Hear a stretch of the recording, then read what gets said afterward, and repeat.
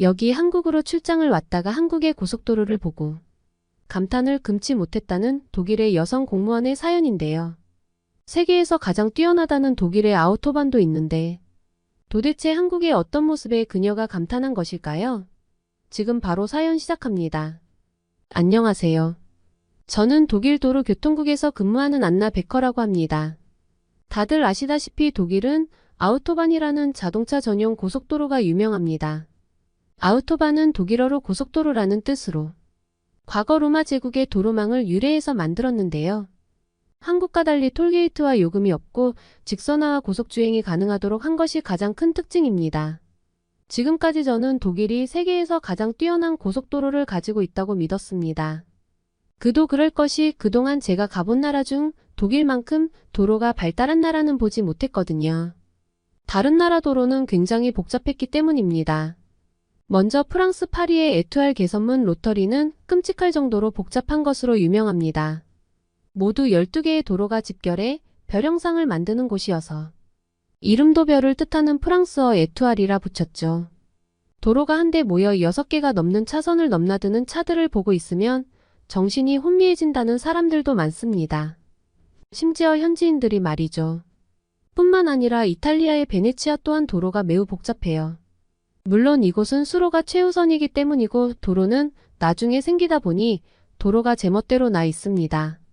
길 찾기가 매우 어렵고 심지어 이곳에는 바닥에 말뚝이 많이 박혀 있는데 이는 도시의 지반을 튼튼하게 하려고 한 불가피한 조치라서 이곳 사람들은 일반 도시처럼 차를 이용하기보다는 배를 이용해요. 그리고 미국의 인터체인지 사진을 보면 정말 이곳에서 운전을 어떻게 할까 싶을 정도로 복잡합니다. 미국의 인터체인지는 고속도로가 말 그대로 프리웨이이기 때문에 주변에 일반 도로로 진입하고 나가는 길이 많고 심지어 한국의 버스 전용차로에 해당하는 카풀 차선은 별도의 고가도로에 있고 다른 고속도로로 바로 연결되어 있어 굉장히 복잡해요. 물론 그 나라만의 체계가 있기 때문에 우리가 왈가왈부할 수는 없지만요. 선진국인 나라들의 도로 사정이 이렇다 보니 저는 독일의 고속도로가 최고라고 단언했습니다. 하지만 가장 뛰어난 고속도로가 있다는 사실이 곧 선진 고속도로 시스템을 뜻하는 것은 아니더군요.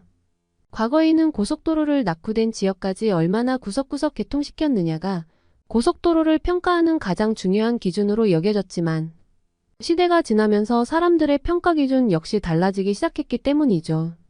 고속도로의 품질과 편의성을 중요시하는 여론이 많아진 것입니다. 저는 작년에 저희 팀의 동료들과 같이 한국으로 연수 겸 출장을 다녀왔는데요. 특히 한국의 고속도로 시스템을 보고 대단히 큰 충격을 받았습니다. 저는 한국에 오고 나서야 진정한 선진 고속도로 시스템이 무엇인지 알게 되었는데요.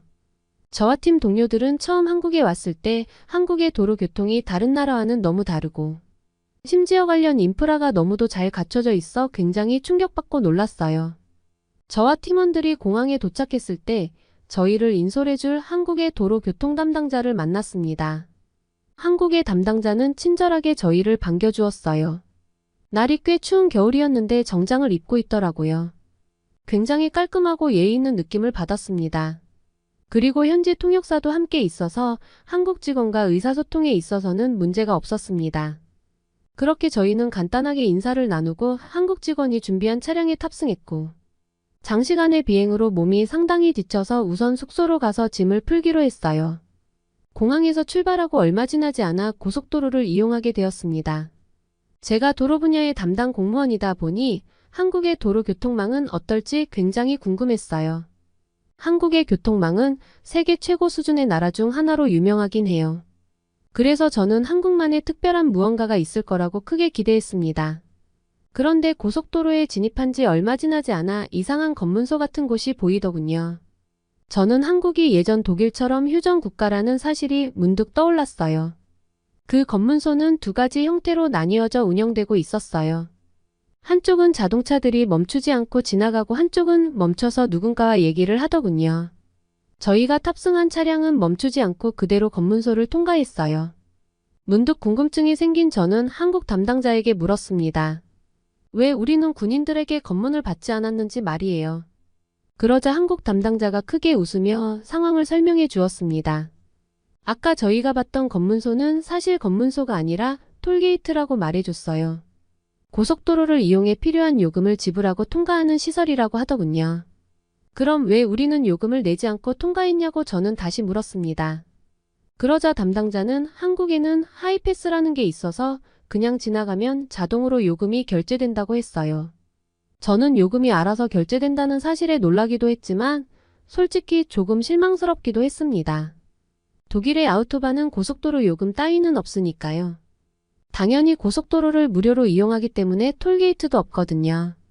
물론 한국의 하이패스 시스템은 정말 대단하다고 생각했어요. 매번 거스름 돈을 가지고 다닐 필요가 없으니까요. 하지만 독일과 다르게 고속도로 요금을 받는다는 사실에 저는 크게 실망하고 말았어요. 그래도 고속도로를 달리며 보는 풍경도 멋지고 도로의 상태도 좋아서 괜찮았습니다. 가족들에게 풍경 사진을 찍어서 보내주었는데 너무 멋지다고 얘기하더라고요. 그런데 고속도로를 달리다 보니 바닥에 이상한 표시가 있더군요.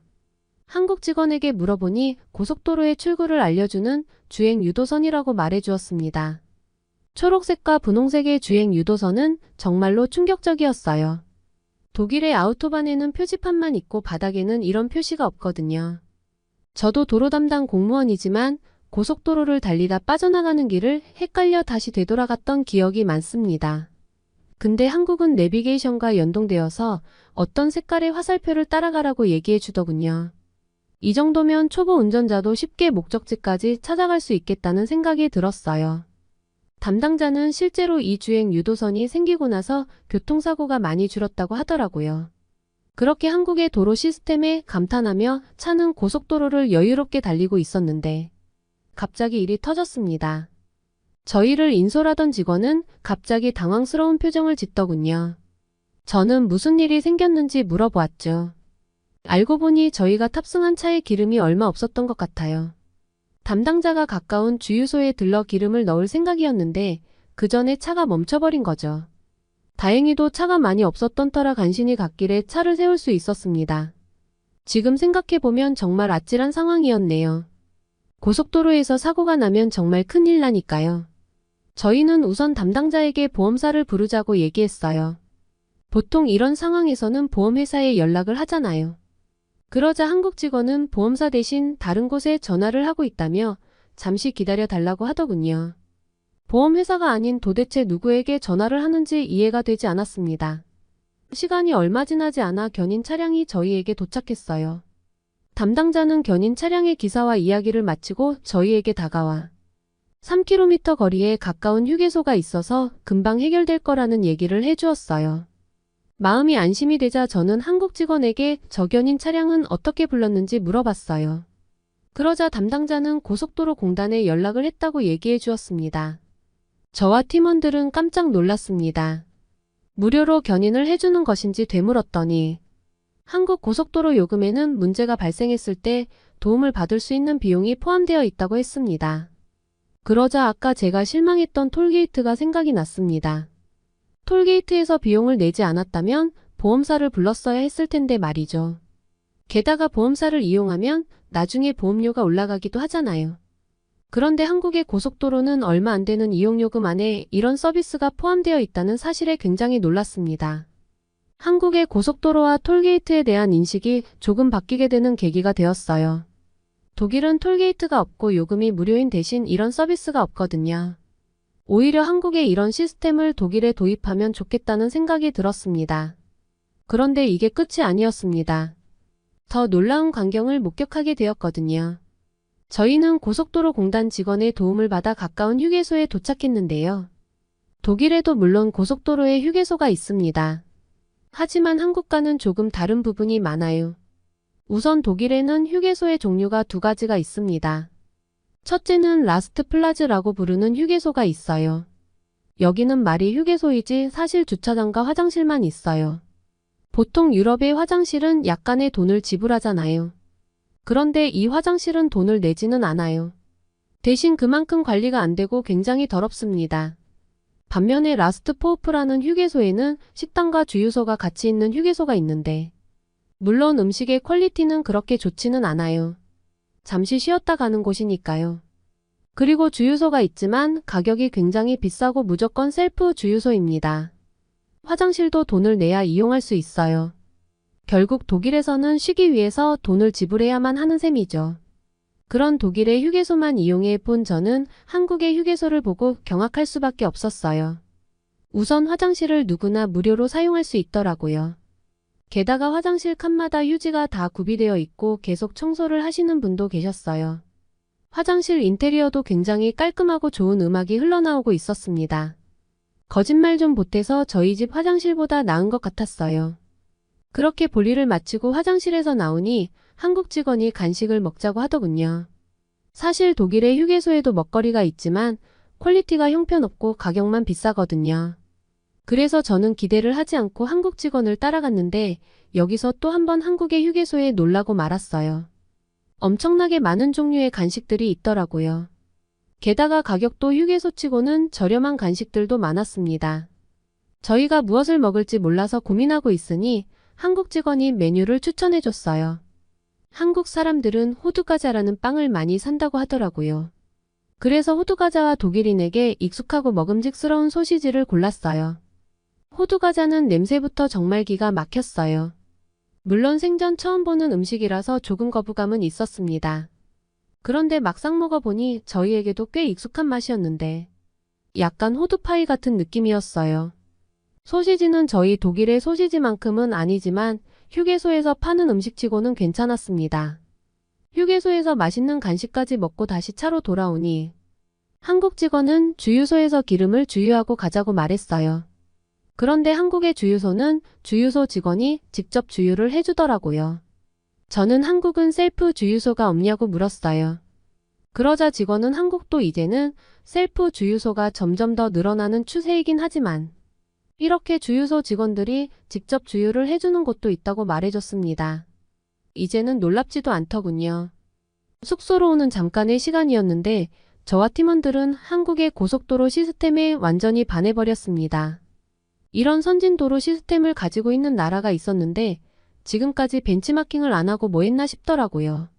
그렇게 저희는 편하게 주유까지 마치고 원래 목적지였던 숙소에 도착할 수 있었습니다.